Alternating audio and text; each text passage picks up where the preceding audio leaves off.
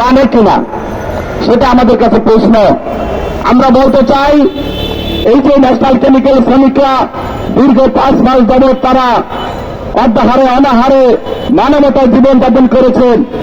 আমরা বলতে চাই, যদি মাননীয় প্রধানমন্ত্রীর হস্তক্ষেপ লাগে, মাননীয় প্রধানমন্ত্রী হস্তক্ষেপ করে এই মালিককে ধরে এনে এই শ্রমিকের 5 মাসের বকেয়া বেতন পরিশোধ করার জন্য আমরা অনুরোধ জানাচ্ছি প্রধানমন্ত্রীকে।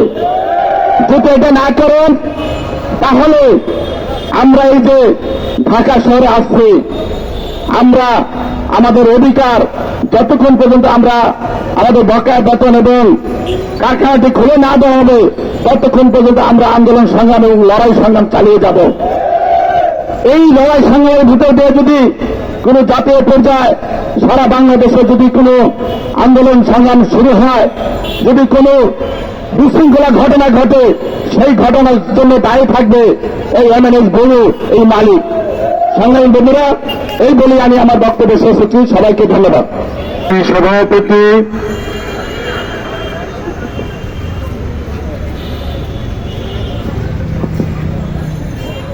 সংগ্রামী সভাপতি, উপস্থিত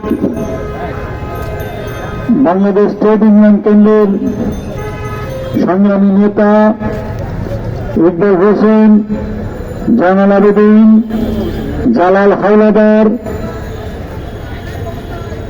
সহ এই দুটি ইউনিয়নের সভাপতি এবং সাধারণ সম্পাদক সহ নেতৃবৃন্দ, আমার সামনে উপস্থিত ন্যাশনাল কেমিক্যাল এবং এভিকো ইন্ডাস্ট্রিজের দুর্ভিক্ষ শ্রমিক ভাই এবং ভাইয়েরা, এই কারখানার কথা বলতে বলতে সবাই জানে, কিন্তু কেউ সমাধান করে না। পরিস্থিতি এমন জায়গায় নিয়ে যাওয়া হয়েছে,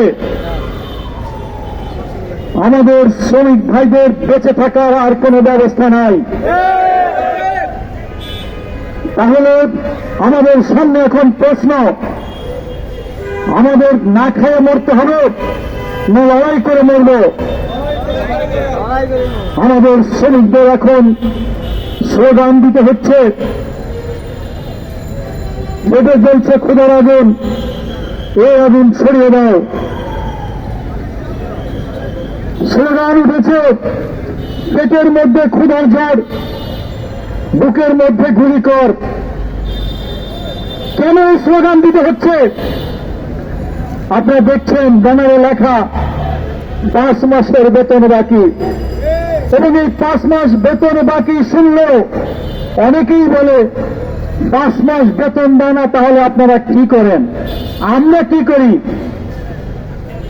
গত বছরেও 2 মাস 19 দিন লক করে রাখা হয়েছিল।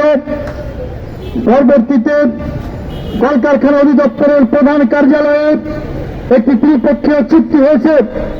সেই চুক্তি অনুসারে ফেব্রুয়ারি মাসের মধ্যে ওই 2 মাস 19 দিনের পাওনা শ্রমিকদের দেওয়ার কথা ছিল। সেই ফেব্রুয়ারি মাসের মধ্যে মালিক সেই পাওনা দেয় নাই, চুপ করেছে, বন্ধ করে দিয়েছে এবং নোটিশ দিয়েছে। শ্রম আইনের 16 ধারায় ল্যাপের যে বিধান, সেখানে পরিষ্কার করে বলা আছে যে কারখানায় শ্রমিকরা যখন কর্মরত থাকবে, কারখানা খোলা থাকবে, তখন ল্যাপের নোটিশ দিতে হবে। যদি বন্ধকালীন সময়ে দিতে হয়, শ্রমিকরা